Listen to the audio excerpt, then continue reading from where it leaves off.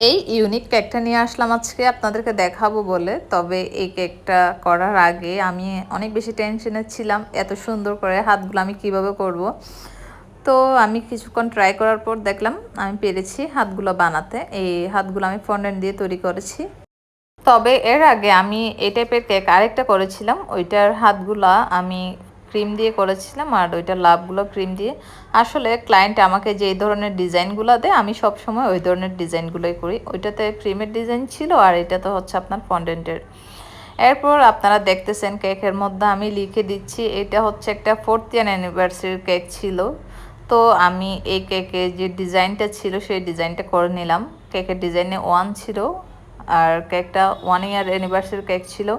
আর আমার এই কেকটা যে ক্লায়েন্ট নিয়েছেন ওনার হচ্ছে 4th ইয়ার অ্যানিভার্সারি, সো সেজন্য উনি 4th ইয়ার অ্যানিভার্সারি লেখা কেকটা নিয়েছেন।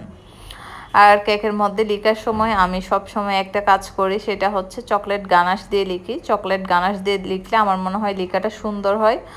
তবে আরেকটা কথা হচ্ছে কেকের উপর যদি আপনি কখনও ভুল কিছু লিখেন ওইটাও খুব ইজিলি তুলে নেওয়া যায়।